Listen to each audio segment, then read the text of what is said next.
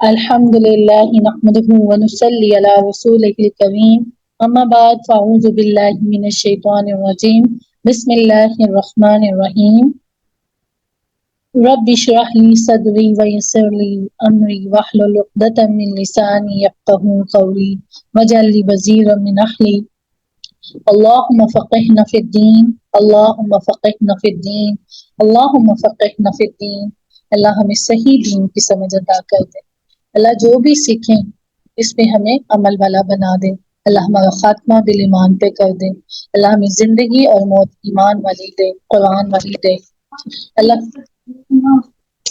سبحانہ وتعالیٰ بتا رہے ہیں وَهُوَ الْقَاهِرُ آیت نمبر 61 اعوذ باللہ من الشیطان الرجیم بسم اللہ الرحمن الرحیم وَهُوَ الْقَاهِرُ اور وہ القاہر قابض ہے، غالب ہے کس کے پر؟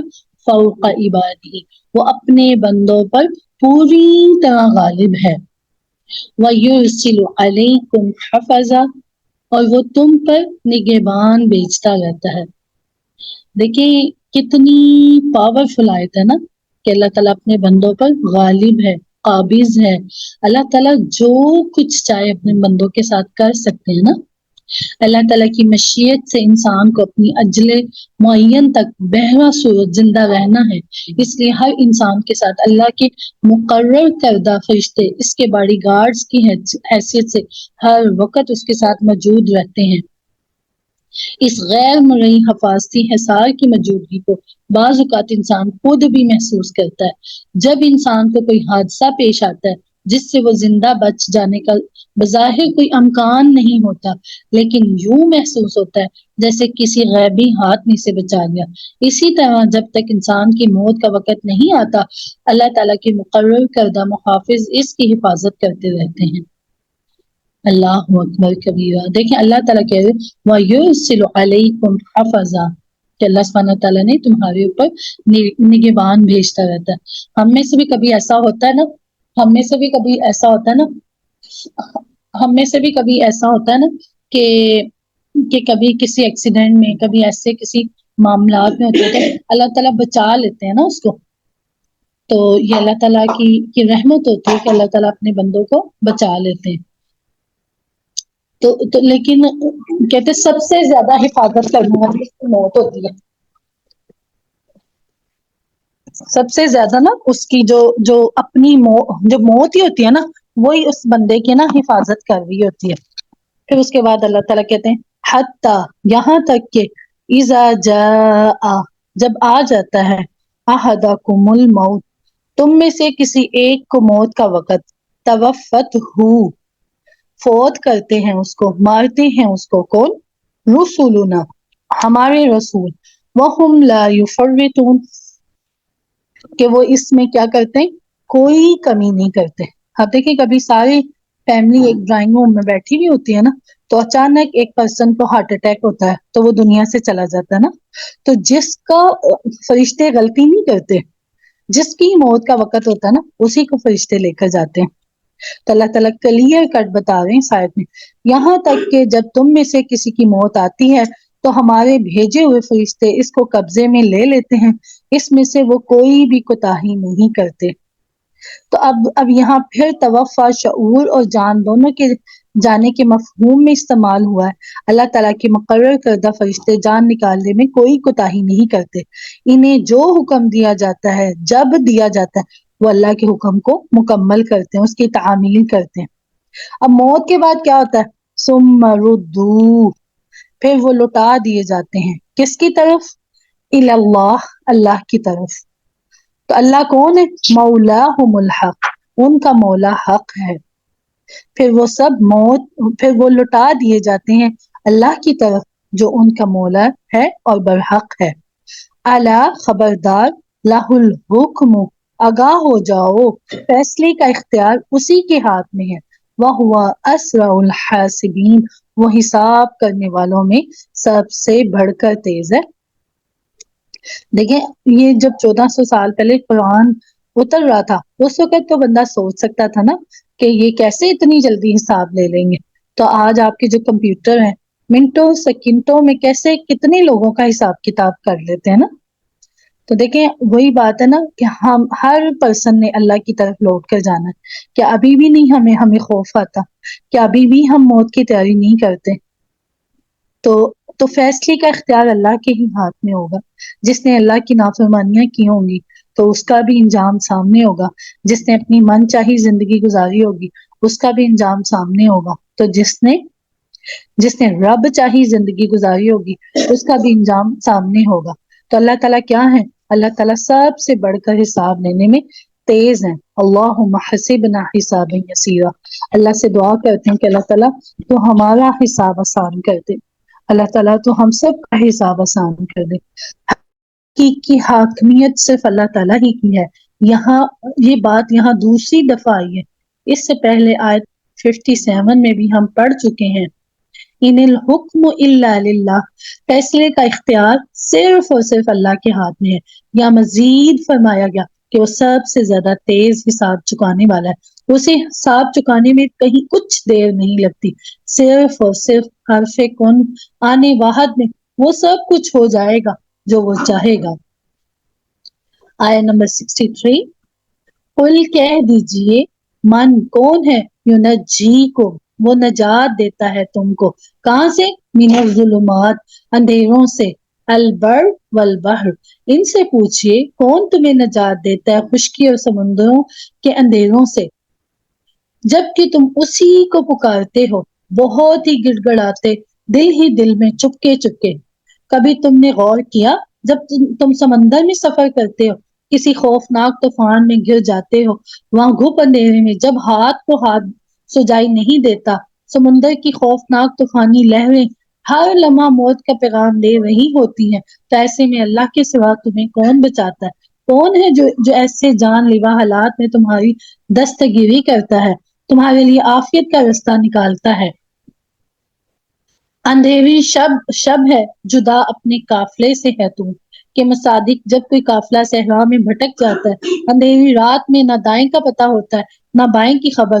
ہر درخت اندھیرے میں ایک اسیب معلوم ہوتا ہے. ایسے خوفناک ماحول انتہائی مایوسی کے عالم میں بھی سب خداؤں کو بلا کر تم لوگ ایک ہی اللہ کو پکارتے ہو. لئن انجانا اور کہتے ہو اگر اللہ نے ہمیں اس سے بچا لیا تو کیا ہو جائیں گے؟ لَنَكُونَنَّ مِنَ الشَّاكِرِينَ تو ہم ضرور شکر گزار بن جائیں گے. کئی دفعہ ہم پہ بھی ایسی مشکل آتی ہے ایسی تکلیف آتی ہے کہ ہم کیا کہتے ہیں کہ اللہ تعالیٰ اب تو مجھے اس تکلیف سے بچا لے اس مشکل سے بچا لے تو کیا ہوگا؟ تو میں ہمیشہ تیری شکر گزار بن جاؤں گی. لیکن کیا ہوتا ہے جب وہ مشکل وہ دکھ وہ تکلیف دور ہو جاتی ہے ہم ایسے جیسے بھول ہی جاتے ہیں نا. ہم اللہ کی شکر گزار رہتے نہیں. پھر ہم کبھی کسی بابے کا نام لگا دیتے ہیں کبھی کسی کا نام لگا دیتے ہیں. ہاں وہ اس نے تویز دیا تھا نا اس نے یہ کیا تھا وہ اس نے یہ وظیفہ بتایا تھا نا یہ بتایا تھا وہ تو بس اس فلاں کرنے والے کی وجہ سے ہوا. تو دیکھیں اللہ تعالیٰ کیا بتا رہے. آیت نمبر 64. قل اللہ کہیے اللہ ہی ہے نجات دیتا تمہیں. قل اللہ ینجیکم منہا اللہ ہی ہے جو تمہیں ہر غم سے ہر تکلیف سے اللہ ہے جو تمہیں نجات دیتا. کہیے اللہ ہی ہے نجات دیتا تمہیں اس سے اور ہر تکلیف سے. تو پھر تم کیا کرتے؟ ثم انتم تشرکون پھر تم شرک کرنے لگتے ہو. مصیبت سے نجات کے بعد پھر سے تمہیں دیویاں دیوتا جھوٹے معبود اپنے سردار یاد آ جاتے ہیں.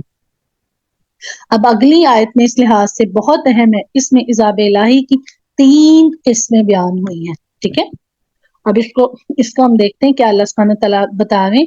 آیت نمبر 65 میں قل کہہ دیجئے هو القاہر کہہ دیجئے کہ وہ قادر ہے ان یبعث کہ بھیج دے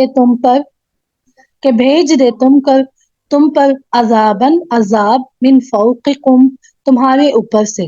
بس اللہ تعالیٰ تو اس چیز پہ قادر ہے نا کہ جس کمرے میں جس چھت میں ہم بیٹھے ہوئے تو اللہ تعالیٰ اوپر سے چھت کوئی پھاڑ دیں. یا کوئی اللہ نہ کرے کہ کوئی زلزلہ آ جائے، کوئی ایسا کام، تو یہ اللہ تعالیٰ ہمیں عذاب کی قسمیں بتا رہے ہیں۔ ہمیں ہر لمحہ اللہ سے ڈرنا چاہیے، ہمیں کوئی ایسا لمحہ اللہ کی نافرمانی میں نہیں گزارنا چاہیے۔ اللہ ہمیں سمجھا رہے ہیں کہ دیکھ لو کہ اللہ تعالیٰ قادر، مثلا آسمان کا کوئی ٹکڑا یا کوئی شہاب ثاقب گر جائے۔ آج کل ایسی خبریں اکثر سننے کو ملتی ہیں کہ اس طرح کی کوئی چیز زمین پر گرنے والی ہے، لیکن پھر اللہ کے حکم سے وہ خلا میں ہی تحلیل ہو جاتی ہے۔ اسی طرح اوزام کی طے بھی اللہ تعالیٰ نے زمین اور زمین والوں کے بچاؤ کے لیے پیدا کر رکھی۔ وہ چاہے اس حفاظتی چھتری کو ہٹا دے، بہرحال آسمانوں سے عذاب نازل ہونے کی کوئی بھی صورت ہو سکتی ہے، اللہ تعالیٰ جب چاہے یہ عذاب نازل کر سکتا ہے۔ دیکھیں ماں کیا چاہتی ہے کہ میرے بچے کو کوئی، ماں کہتی ہے نا اللہ کرے تینوں تتی ہوا بھی نہ لگے، تجھے کوئی دکھ کوئی تکلیف پہنچے ہی نہ، اللہ بھی نہیں چاہتا۔ اللہ بھی اپنے بندوں سے بہت محبت کرتا ہے۔ جب ہم اللہ کی نافرمانیاں کرتے ہیں نا، پھر اللہ ہم سے ناراض ہوتے ہیں۔ تو اللہ تعالیٰ کی قدرت دیکھیں، اللہ تعالیٰ خود کہہ رہے ہیں کہ وہ قادر ہے کہ تمہیں آسمان سے کوئی عذاب بھیج دے۔ اور دوسری قسم کیا ہے، او من تحت ارجلکم، یا تمہارے قدموں کے نیچے سے، اللہ کا کوئی عذاب تمہارے قدموں کے نیچے سے بھی آ سکتا ہے، زمین پھٹ سکتی ہے۔ زلزلے کے باعث شہروں کے شہر زمین میں دھنس سکتے ہیں، جیسا کہ حدیث میں خبر دی گئی ہے کہ قیامت سے پہلے 3 بڑے بڑے حسف ہوں گے، یعنی زمین وسیع پیمانے پر 3 مختلف جگہوں سے دھنس جائے گی۔ عذاب کی 2 شکلیں تو یہ ہیں، اوپر سے یا قدموں کے نیچے سے۔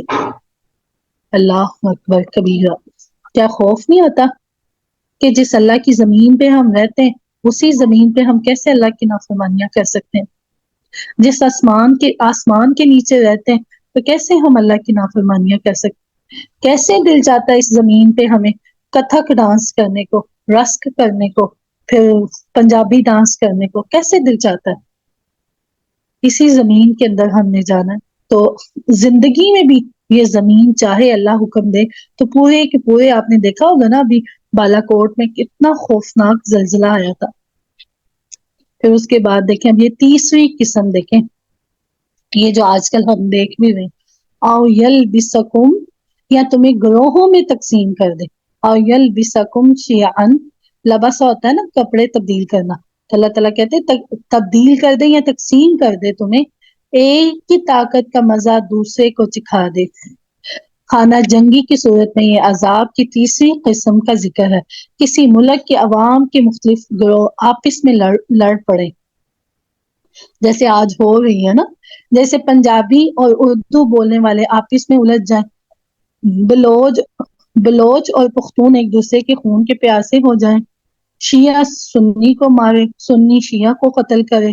اللہ تعالیٰ کو آسمان سے کچھ بھی گرانے کی ضرورت ہے ہی نہیں، زمین کو دھسانے کی ضرورت ہے ہی نہیں۔ یہ گروہ بندی اس کی بنیاد پر باہمی خون ریزی عذاب الہی کی بدترین شکل ہے، جو آج بدقسمتی سے مسلمانان پاکستان پر مسلط ہے۔ آج ایسے ہی ہے نا، آج ہم آپس میں لڑ رہے ہیں، شیعہ سنی سے، سنی شیعہ سے، اہل حدیث دیوبندی سے، دیوبندی اہل حدیث سے، یہ میری مسجد ہے، یہ تمہاری مسجد ہے، یہ میری اسٹوڈنٹ ہے، یہ اس کے اسٹوڈنٹس ہیں، یہ اس نے اس کو اس کے لے لیے، اس نے مجھے یہ دے دیا وہ دے دیا۔ تو یہ تقسیم ہند سے قبل جب ہندو سے مقابلہ تو مسلمان ایک قوم اٹھے، پاکستان بنا تو اس کے تمام باسی پاکستانی تھے۔ اب یہی پاکستانی قوم چھوٹی چھوٹی قومتوں میں، مثلا چھوٹی چھوٹی عصبتوں میں تحلیل ہو چکی ہے۔ ہر گروہ دوسرے گروہ کے خلاف سرگرم عمل ہے، مثلا پنجابی پختون کو پسند نہیں کرتا، پختون ہر گروہ دوسرے گروہ کے خلاف منہ کھول دیتے ہیں نا۔ تو بس اللہ سبحانہ تعالیٰ ہمیں فرقوں سے بچا لے، اللہ ہمیں لڑائی جھگڑے، دیکھیں ایک گھر میں جب لڑائی جھگڑا ہوتا ہے تو کتنا وہ ذہنی سکون، سر میں درد، ٹینشن شروع ہو جاتی، تو اللہ کی زمین میں دیکھیں کیسے آج خون ریزی ہو رہی ہے نا۔ یہ علاقہ غیر ہے، ادھر جا نہیں سکتے، یہ ادھر سے گزر نہیں سکتے۔ پھر اس کے بعد اللہ تعالیٰ کہتے ہیں انظر، دیکھو، یہ اللہ تعالیٰ حکم دے رہے، اللہ تعالیٰ کہہ رہے انظر، دیکھو، کیفا، کیسے، نصرف، ہم پھیرتے ہیں الآیات، آیات کو، لعلہم یفقہون تاکہ وہ سمجھے. کیسے اللہ تعالیٰ ہمیں دکھاتے ہیں؟ اللہ تو ہمیں کہہ رہا ہے کہ ان آیات کو دیکھو. تو ہم کیا دیکھتے ہیں اپنی زندگی میں؟ ایک ڈرامہ ختم ہوتا ہے، دوسرے کے بعد وہ کہتے ہیں کمنگ سون نیو آ رہا. ہم انہی چیزوں میں کھوئے ہوئے، انہی کو دیکھ رہے ہیں. آج کل کیا کہتے ہیں کہ ڈراموں سے بڑی نصیحتیں ملتی ہیں. تو کیا سکھا رہے ہیں آج ڈرامے؟ بے حیائی سکھا رہے ہیں. ہاں دیکھیں ڈراموں کی جو سٹوریز ہیں، کیا وہاں سے کوئی کچھ بندہ سیکھ سکتا ہے؟ وہ سالی اپنے بہنوئی کے ساتھ، ایک لڑکی ہے اس کے پیچھے 4 مرد لگے ہوئے.